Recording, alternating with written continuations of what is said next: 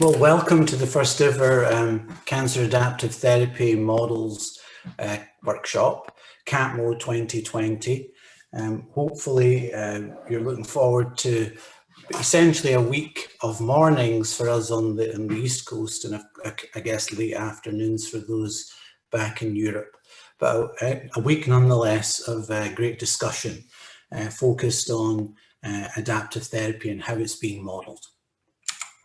So the first thing I'd like to do is really kind of give kudos to my co-organisers, in particular give a little bit of history about how this happened. So initially Yannick had mentioned to me about the idea of organising such a conference, and then him and Rob, I guess, had been discussing it for some time. And then eventually through multiple emails, we got this team together, and really the kind of motivation behind it was sort of community building, because there has been a community starting to develop mathematical and computational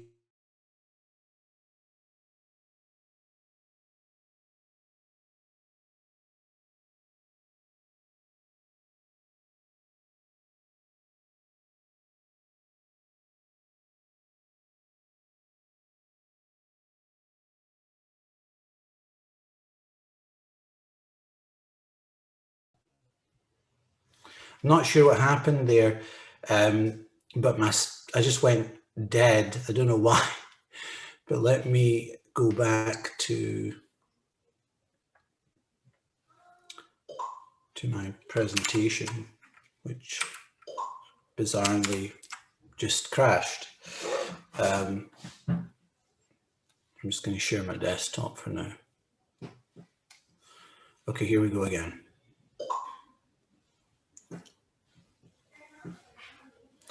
Hopefully you can all see this, and it's not going to crash on us. I'm not sure what's going on here. But anyway, it was really about community building. That was kind of the focus. Share the state of the art in terms of the models that are out there and approaches that have been done, exchange ideas, and ultimately encourage discussion, because there has been discussion that we've seen a bit on Twitter and on the Mathematical Oncology blog, but just get everyone in the room essentially and have a good old discussion. And of course, there could be a big advantage of new collaborations, new publications, new research. We want to encourage all of that. So over the next few days, really take advantage of those opportunities where you're getting a chance to meet and mix with some of the pioneers in this work. So again, I just want to give a big shout out to Yannick, Unjun, Rob, David, and Jeffrey for making this all happen. So why do we really need adaptive therapy? Well, I think I always like to show this example because it kind of, for me, really brings home hard why we need adaptive therapy, or why we need a therapy that's different from maximum tolerated dose, at least. So what you see here is a patient with metastatic melanoma. The red lesions there really shouldn't be there, and it's because they're highly glycolytically active, and it's all over the torso and abdomen of this patient. And what happens is when we give a targeted drug to this patient, a mere 2 months later, effectively their skin looks normal. So on the surface, their skin looks normal. And really inside, what you can see that there's still some lesions present. There's still some green in the middle there, just below their lungs, that shouldn't be there. And that's because even after this targeted drug, what's happened is there's still some cells present that aren't responding to that drug. And within 6 months, what happens is that tumor grows back, and it effectively grows back in the same areas it was, and now is completely resistant. So this is given at a maximum tolerated dose, and we think that given metastatic disease, maximum tolerated dose therapies really causes them to sort of fail because of drug resistance. And so is there something different that we can do? And so for a number of years now, largely pioneered by Bob Gattenby, we've been thinking about really, instead of going in with maximum tolerated doses, going in with what we call minimum effective doses. And so you're going to see figures like this multiple times, I'm pretty sure, throughout. But I thought I would show it again because it really brings home that adaptive therapy at its heart is really about competition. And what we can see in the top there, if we look at the colour being heterogeneity within that tumour, and you give a maximum tolerated dose drug, and if we imagine the pink cells are resistant, what happens very quickly is you select just for the resistant cells and kill everything else, and that just grows. Now you're giving the drug in for no reason because you're not killing anything.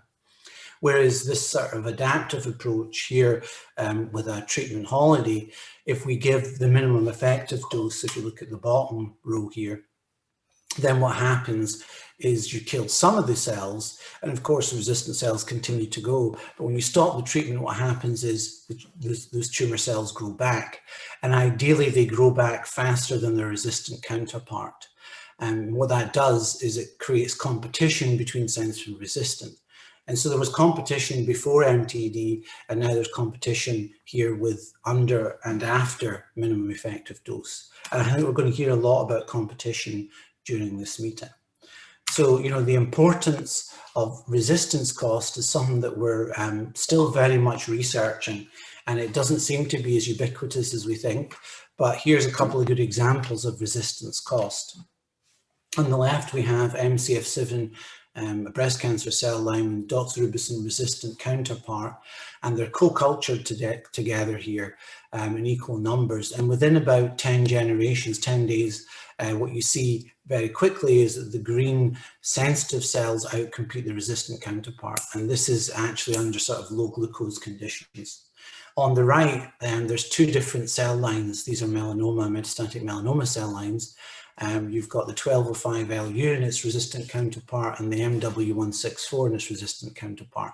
And if you look at the MW164, what you can see quite clearly is that the resistance is clearly suffering in some sense, because those black cells, or the black line there, is growing faster than the blue resistant counterpart. However, if we look at the 1205LU, the sensitive and resistant are essentially equally as fit. So it doesn't mean that there always is a cost, but do we need a cost? And so Moffitt, for a number of years now, has been doing or developing adaptive and evolutionary therapy trials. And right now we have currently 6 ongoing. And probably you've heard of some of these before, but the most famous one, and I'm sure Bob's going to give us an update on that, is the NCT 02415621, the adaptive abiraterone therapy for metastatic castration-resistant prostate cancer.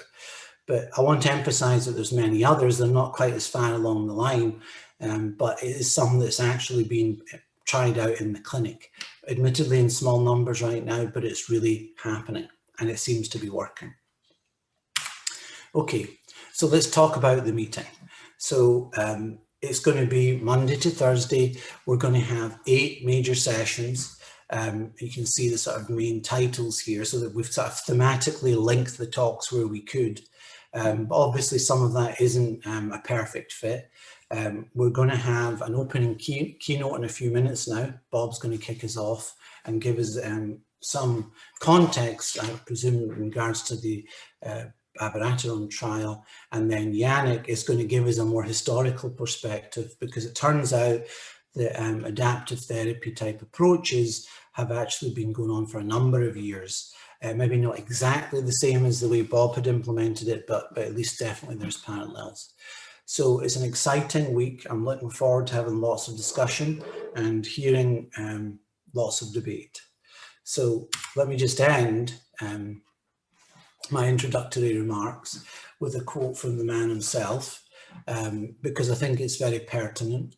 In the long history of humankind, those who have learned to collaborate and improvise most effectively have prevailed. And I think there's a real opportunity here for collaboration.